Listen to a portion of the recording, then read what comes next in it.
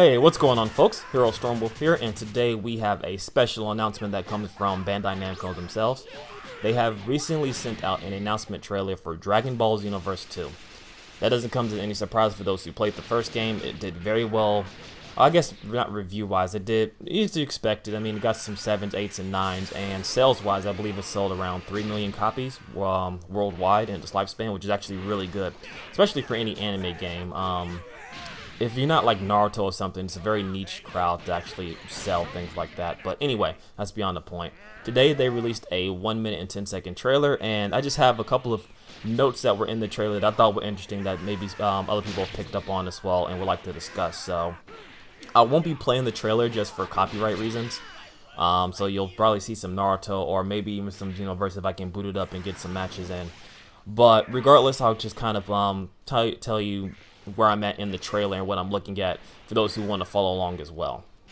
So starting off the trailer from the 5-second mark down to the 15-second mark, or I guess going a little bit further than that. Let's see. Or sorry, the 21-second mark. You can kind of see how they're changing the hub world.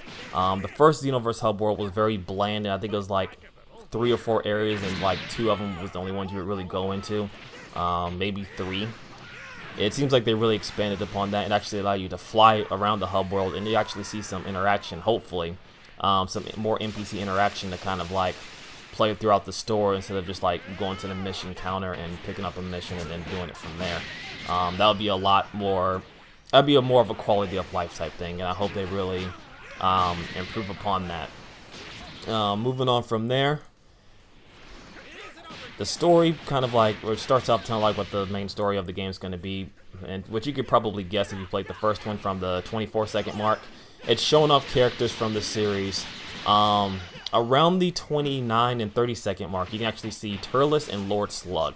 So this just confirms they're actually adding movie characters into the game, which, the exception of Broly, I don't think any other movie character was in the game. We didn't have Turles, we didn't have Lord Slug, or anyone like that, or Cooler for that matter. So if I had to take a guess, we'll probably get those into the sequel, which makes sense. That's kind of how like they've done the Dragon Ball Z games. They come out with the main 3, then they add another saga, then they add another movie tie-in, and so on and so forth. So hopefully we get things like that, Janemba, etc., etc.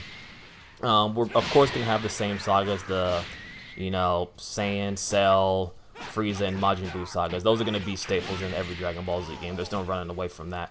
But, well, of course, we'll actually get the movie stuff, is my guess, and kind of like seeing what they're doing right now with the trailer itself, it all but confirms that there's going to be at least some movie characters within the game. Moving on from there, the rest of it's just kind of showing off a little bit of in-game stuff.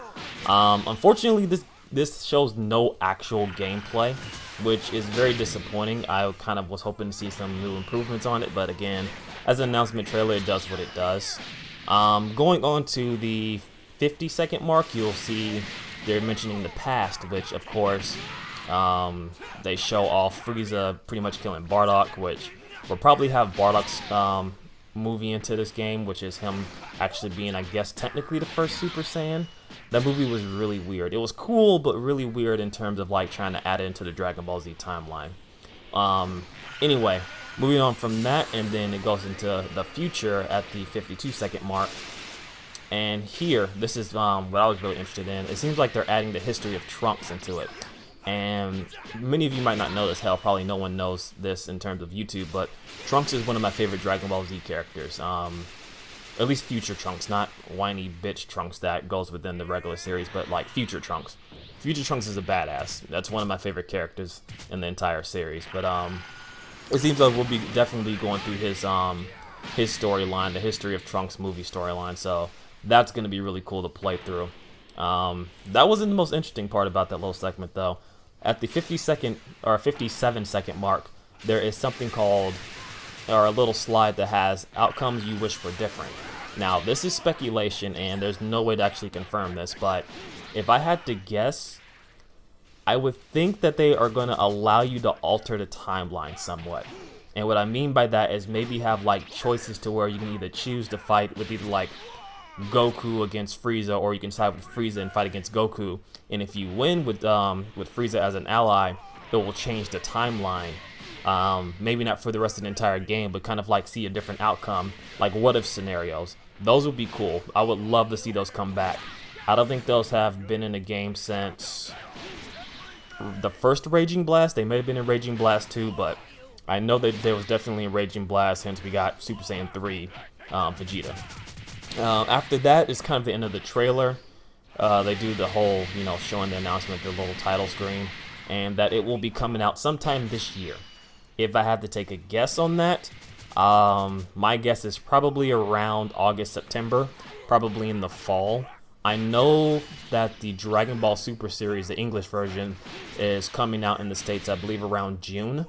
And the new history, or the Future Trunks, the new Future Trunks saga for Dragon Ball Super is coming out in June. So I doubt they'll release the game at somewhere around those points, especially if they're going to have tie-ins. But then again, it would make some marketing sense to kind of have both come out at the same time. So regardless, those are my initial thoughts on the trailer itself.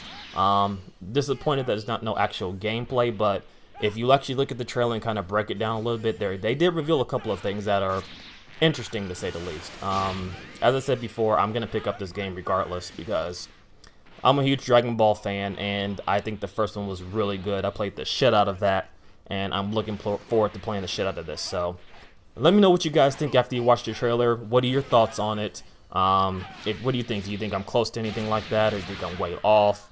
Do you agree, disagree? All that fun stuff. And I will catch you guys in the next video. Later.